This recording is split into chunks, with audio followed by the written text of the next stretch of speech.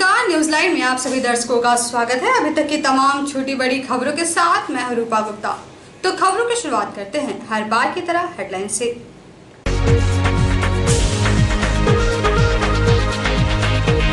उपायुक्त ने राजस्व निबंधन एवं भूमि सुधार के कार्यों की समीक्षा। बैठक कर राजस्व संबंधित कार्यों में तेजी लाने का दिया निर्देश। गावा थाना क्षेत्र के डाबर गांव में नदी से शव मिलने से फैली सनसनी। मछली मारने के दौरान पानी के तेज बहाव में बह गया था मृतक। हजारीबाग विमेंस कॉलेज की छात्रा के साथ दुष्कर्म व हत्या की घटना को लेकर भाकपा माले ने किया प्रतिवाद सभा। हत्यारों को फांसी देने की मांग। और पोषण अभियान को लेकर जागरूकता रथ हुआ रवाना। अपर समाहर्ता ने हरी झंडी दिखाकर रथ को किया रवाना।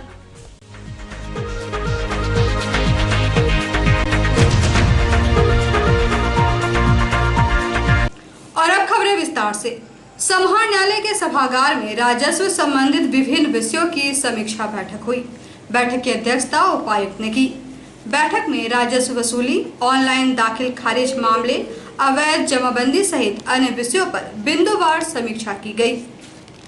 उपायुक्त की अध्यक्षता में समाहर न्यायालय के सभागार में राजस्व से संबंधित विभिन्न विषयों की समीक्षा बैठक आयोजित की गई। इस दौरान प्रखंडवार राजस्व वसूली, ऑनलाइन दाखिल खारिज मामले, अवैध जमाबंदी सहित अन्य विषयों पर बिंदुवार समीक्षा की गई।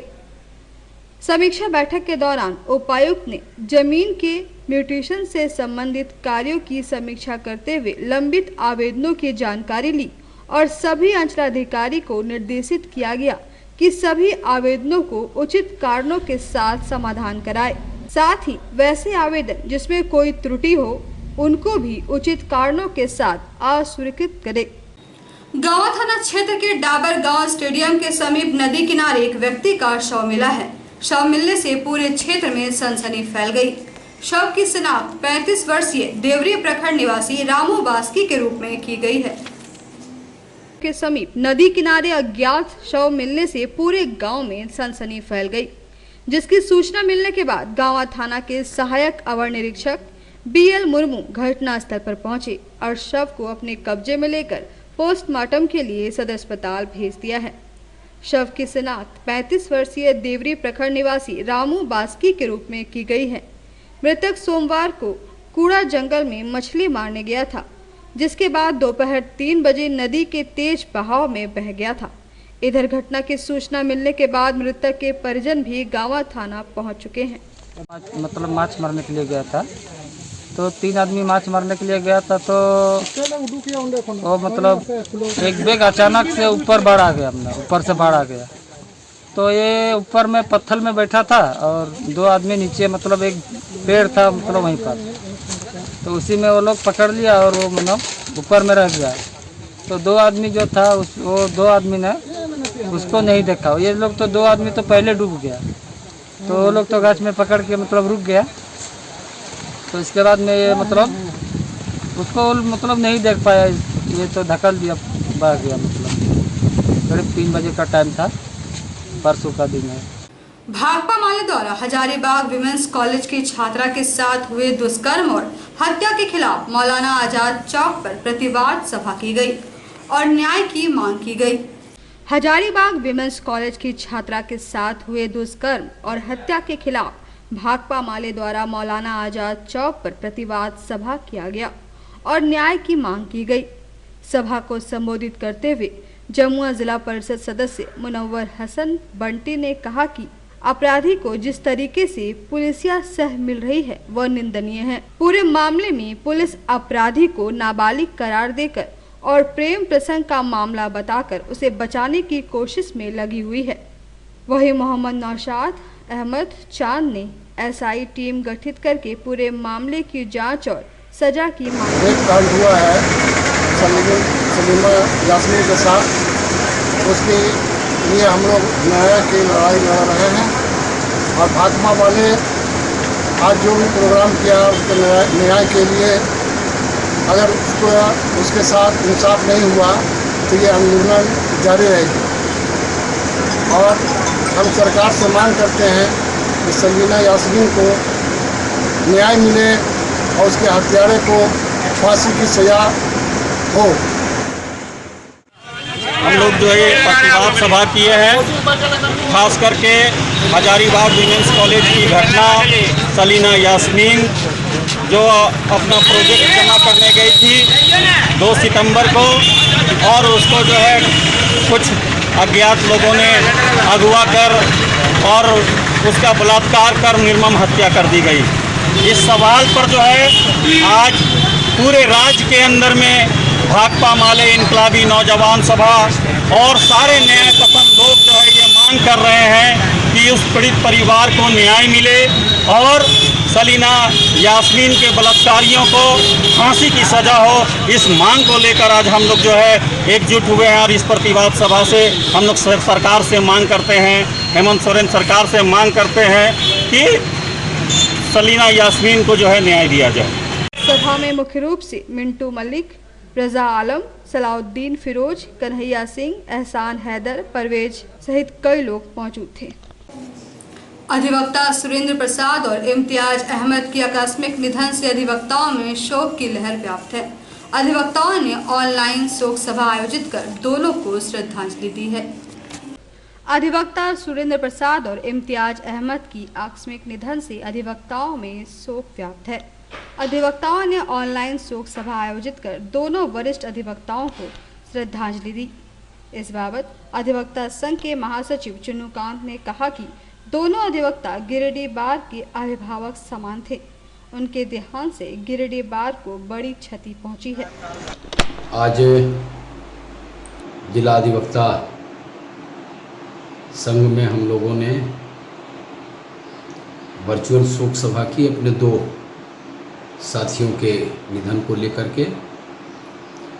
एक हमारे सीनियर एडवोकेट सुरेंद्र प्रसाद जो सेल टैक्स और इनकम टैक्स के यहाँ बहुत ही सीनियर लॉयर थे, उनका निधन 7 सितंबर को हो गया। कलकत्ता में वो इलाज के लिए जा रहे थे, उसी दौरान उनकी वहाँ मौत हो गई। दूसरे हमारे एक साथी थे नियाज अहमद, हालांकि उनकी मौत 16 मई को ही हुई थी, लेकिन चूँकि विलम्ब से सूचना मिली हम लोगों को, तो आज हम लोगों ने 2 लोगों की शोक सभा की। आज वर्चुअल शोक सभा जिसमें हमारे कई सारे साथी उपस्थित हुए। उन लोगों ने, सभी लोगों ने हम लोगों उनके शांति के लिए 2 मिनट का प्रार्थना भी किया, श्रद्धांजलि भी दी। और जो ये घटना है, आज 2 लोगों की शोक सभा थी और इसके पहले भी लगातार ये 2020 हम समझते हैं कि पूरे दुनिया के लिए, देश के लिए एक बड़ा संकट का दौर है, जिसमें लगातार इस तरह की मौत, जिनकी कोई उम्मीद नहीं था कि ये लोग हमारे साथ छोड़ देंगे। एक साथी तो हमारे कोरोना के कारण ही उनकी मौत हुई, कुछ और अन्य लोगों की मौत हुई है। तो ईश्वर से हम लोग यही कामना करते हैं कि ईश्वर इस पर अब विराम दे और इस तरह की जो मौतें हो रही है वो रुके, क्योंकि ऐसे लोगों का जाना, इनका निधन न केवल बार के लिए एक बड़ा क्षति है, बल्कि लिटिगेंट्स के लिए भी एक बड़ा क्षति है। जब कोई अच्छे अधिवक्ता गुजर जाते हैं तो उनके परिजनों को, उनके मित्रों को जितना तकलीफ़ होता है, उससे कम तकलीफ़ वैसे लिटिगेंट्स को भी है, जो उनके नहीं रहने से उनको झेलना पड़ता है। इसलिए आपके चैनल के माध्यम से बस हम यही कहेंगे कि जो मौत हुई है इस परिवार में, वो असहनीय है, बड़ा संकट है, लेकिन ईश्वर उनको और अल्लाह ऐसे परिजनों को शक्ति दे उस तकलीफ सहने का, दुख उठाने का। बहुत धन्यवाद। उपायुक्त के दिशा निर्देश पर बुधवार को पोषण अभियान के अंतर्गत पोषण जागरूकता रथ को हरी झंडी दिखाकर रवाना किया गया। बताया गया कि रथ का मुख्य उद्देश्य लोगों को जागरूक करना है। उपायुक्त के दिशा निर्देश के आलोक में बुधवार को समाहरणालय परिसर में अपर समाहर्ता, IAS प्रशिक्षु, जिला समाज कल्याण पदाधिकारी व अन्य वरीय पदाधिकारियों के द्वारा पोषण अभियान के अंतर्गत पोषण जागरूकता रथ को हरी झंडी दिखाकर रवाना किया गया। इस दौरान अपर समाहर्ता ने कहा कि पोषण अभियान अंतर्गत 1 सितंबर से 30 सितंबर तक पोषण माह के रूप में मनाने के लिए विभागीय निर्देश प्राप्त है। इसके लिए लोगों को जागरूक करने के लिए जागरूकता रथ रवाना किया गया है। मौके पर मुख्य रूप से अपर समाहर्ता, IAS प्रशिक्षु, जिला समाज कल्याण पदाधिकारी व अन्य संबंधित अधिकारीगण उपस्थित थे। झारखंड कल्याण आवासीय विद्यालय अंशकालीन शिक्षक संघ की बैठक झंडा मैदान में हुई। बैठक में बकाये मानदेय समेत अन्य मांगों पर चर्चा की गई। झारखंड कल्याण आवासीय विद्यालय अंशकालीन शिक्षक संघ की बैठक झंडा मैदान में हुई। बैठक की अध्यक्षता अजीत कुमार वर्मा ने की। बैठक में कोविड-19 महामारी के दौरान स्कूल बंद रहने के कारण सेवा से वंचित रहने वाले अंशकालीन शिक्षकों को वेतन देने, बकाया वेतन देने और सेवा विस्तार करने जैसे मांगों पर विचार विमर्श किया गया और एक मांग पत्र मुख्यमंत्री के नाम भेजा गया। बैठक में रिंकी हम लोग अपना संघ के माध्यम से मुख्यमंत्री को ज्ञापन है सो देना चाह रहे हैं और उनको जो है सो स्पीड पोस्ट के द्वारा जो है सो भेज रहे हैं और हम लोग मुख्यमंत्री से मांग कर रहे हैं कि इस लॉकडाउन के दौरान हम लोगों की जो मानदेय है वो दिया जाए। साथ ही हम लोगों का 14 जुलाई को सेवा समाप्त हो चुकी है, जिसे सेवा को पुनः बढ़ाया जाए। यही हम अपने कल्याण मंत्री से और मुख्यमंत्री से इस संघ के माध्यम से मांग कर रहे हैं। बैठक में रिंकी कुमारी, जितेंद्र कुमार, सभानंद गुप्ता, सुरेंद्र हांसदा, पूजा पल्लवी, सुनीता हेम्ब्रम, योगेश प्रसाद उपस्थित थे। गिरिडीह रेलवे स्टेशन पर रेल पटरियों के बगल में बनाए जा रहे नाला में घटिया सामग्री का इस्तेमाल किया जा रहा है, जिसका स्थानीय लोगों ने विरोध किया है। रेलवे के द्वारा गिरिडीह रेलवे स्टेशन पर रेल पटरियों के बगल में नाला बनाया जा रहा है। नाला निर्माण में रेलवे के ठेकेदार द्वारा घटिया मटेरियल का इस्तेमाल किया जा रहा है, जिससे नाला निर्माण में भ्रष्टाचार खुलकर दिख रहा है। केंद्र सरकार की अधीन रहने के कारण राज्य सरकार के अधिकारियों का इस कार्य में हस्तक्षेप नहीं रहने का लाभ संबंधित ठेकेदार उठा रहे हैं और घटिया कार्य कर खानापूर्ति में जुटे हैं। हालांकि स्थानीय लोगों ने इस घटिया निर्माण कार्य का विरोध किया है और कार्यस्थल पर साइड इंचार्ज को बुलाकर इसकी शिकायत भी की है।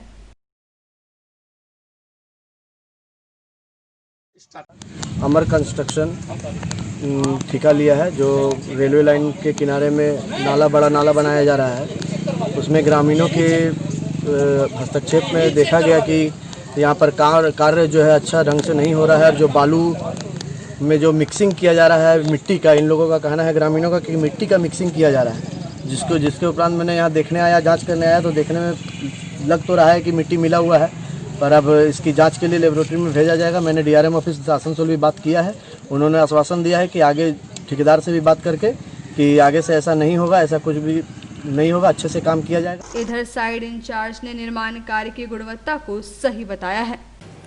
चलते चलते आइए एक बार फिर से जान लेते हैं सुर्खियों को।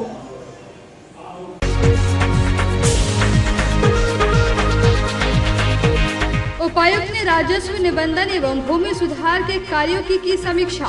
बैठक कर राजस्व संबंधित कार्यों में तेजी लाने का दिया निर्देश। गावा थाना क्षेत्र के डाबर गांव में नदी से शव मिलने से फैली सनसनी। मछली मारने के दौरान पानी की तेज बहाव में बह गया था मृतक। हजारीबाग विमेंस कॉलेज की छात्रा के साथ दुष्कर्म व हत्या की घटना को लेकर भाकपा माले ने किया प्रतिवाद सभा। हत्यारों को फांसी देने की मांग। और पोषण अभियान को लेकर जागरूकता रथ हुआ रवाना। अपर समाहर्ता ने हरी झंडी दिखाकर रथ को किया रवाना।